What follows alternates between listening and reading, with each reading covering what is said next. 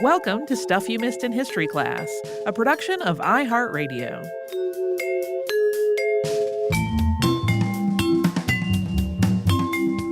Hello and happy Friday, and I'll say it again because we're still in it. Happy New Year. Yeah, Happy New Year from me too. Yeah, I'm Holly Fry. I'm Tracy V. Wilson. This week we talked about blood transfusions a whole bunch. We sure did. One of the reasons that I wanted to cover this topic and really revisit this narrative in a deeper sort of way is because I read Holly Tucker's book a while back, and I really loved it at the time, and was looking for a way to talk about Jean-Baptiste Denis. But the other thing that came up that really propelled this up my list was that I, would occasionally stumble across mentions of him, and there was so much wrong stuff. Mm-hmm. As we mentioned, things that are sensationalized get retold often in ways that maybe aren't as rigorously researched as one might normally love.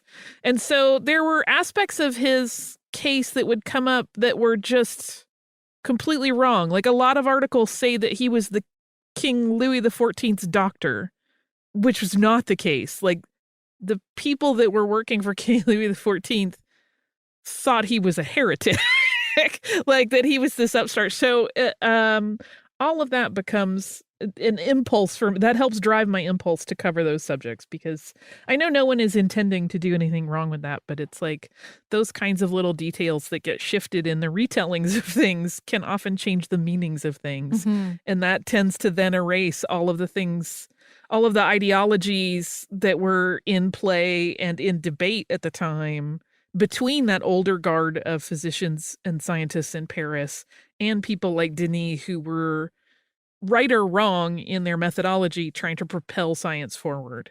As well as, that other bigger story, if you widen out the circle of focus to France and England and their conflicts at the time ideologically, and how this was part of that one little detail changes that all around. Yeah. As I said, I was also really, as much as it's uncomfortable to talk about some of these experiments and their ethics, it does open the door to talk about how people viewed animals in science in a way that is always important to me, as much as I don't love imagining things. But as I mentioned during the episodes, I had never really thought about that idea that animals lived purer lives and were not as tainted by the behaviors that humans indulge in. That cracked me up a lot. Because, yeah, sure, the animals are not going out and having like a drunken party at a seedy tavern, but they are licking their own behinds. Right. Right. Which then gets to it opens that door again to discussing what was really considered problematic, right? Like, actual germ theory filth was not as problematic as moral filth, mm-hmm. which is just an interesting way to kind of frame any of the things that we look at from those periods of time. One thing that I didn't talk about that is also religious in nature, related to the work Denis was doing, that is kind of follows on that idea of animals having a purity about them, was that he was in some ways, with some of his choices, trying to gain the trust of the religious community. That choice of using a lamb in that first transfusion with the teenage boy was not accidental, because he recognized the symbolism of the lamb as related to Jesus Christ, and thinking like, it is life-giving. I am just using science as a way to manifest something that we talk about all the time as important in religion, which was kind of an interesting way to frame that. Now that you said that, that makes perfect sense.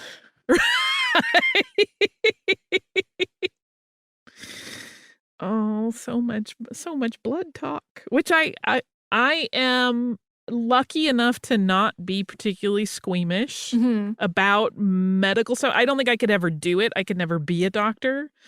But the ideas of it are pretty fascinating. Like, I will watch surgeries and find them fascinating. But yeah. I love to watch the TV show Grey's Anatomy. and my spouse does not watch the show, but is sometimes in the room with me when I have it on, and has this uncanny ability to look at the screen exactly when somebody is like arm deep into an abdomen, and he's so horrified every time. Aww.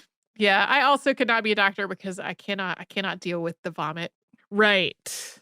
Yeah, I mean, we didn't go into the descriptions, but I will say some of the descriptions of like the scenes where these things are taking place by the time they are over, as much as I don't think of myself as squeamish about blood at all, those were a little like, I don't know how you would stand there and not just like Yeah. have a break with reality, lose your mind or lunch. Like, Yeah. there are, certainly some. Yeah. Whenever I'm getting a physical and, I'm at the phlebotomist station getting my blood drawn, I'm always watching because I'm fascinated. Me And too. sometimes it kind of freaks out the person who's doing it. Like, are you okay? Yes, I'm totally fine. But that's also a way more controlled, less chaotic situation than the ones that we described in the episode. Oh, it's spa-like by comparison, right? Right. I mean, the thing to think about too, and I didn't mention it here, but we have talked about the development of it on the show before, is that anesthesia was not in the mix. Mm-hmm. So no one was getting any assistance in that regard, unless you count the dog that was given wine after the procedure, Mm-hmm. which still is like, oh man, why would you do that? That's another thing though too, right? We talked about these instances where people were crowding around and watching these things being done, which also seems a bit ghoulish. And culturally, there was a comfort with that kind of gore, for lack of a better word, than we have today. But the more overriding thing was, I think, that they thought, like, I might be witnessing, like, a turning point in history. I might be part of something huge in this moment. Or something might go terribly wrong, and I will get to watch that too. Right. I don't think those are necessarily two different things. Sure. People can feel both of those thoughts. I will either get to be part of medical history, or I will be entertained by something kind of gross, which has its own appeal for a lot of people. Yeah. Also, knowing just a minimum of facts about blood transfusion that we know now. The first time I read through this outline, especially in part 1, every time it got to another dog transfusion, I was like, this is the one where it's going to go wrong. Yeah, I mean, that's also worth noting, right? Denis mostly was pretty successful, which is why he really thought, like, you guys are kneecapping the development of important science with these rulings. I'm showing you that this can be done and that it can work. Mm-hmm. Now, there are lots of other questions about that, right? Like, questions always come up about, okay, but exactly how much blood were they actually transfusing?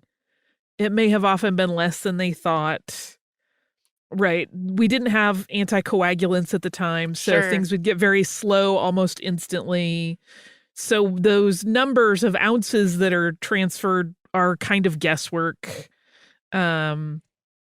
On the one hand, he clearly had a bit of the showboater in him. Like, he completely welcomed even the detractors, because he definitely came from the school of any publicity is good publicity.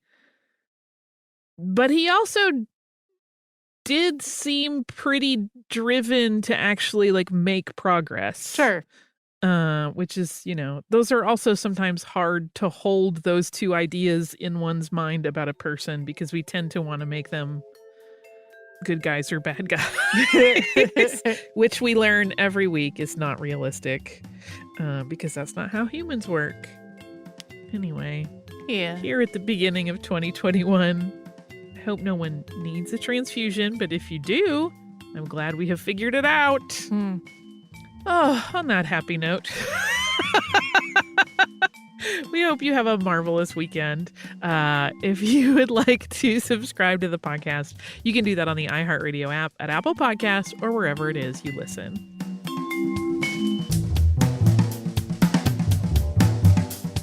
Stuff You Missed in History Class is a production of iHeartRadio. For more podcasts from iHeartRadio, visit the iHeartRadio app, Apple Podcasts, or wherever you listen to your favorite shows.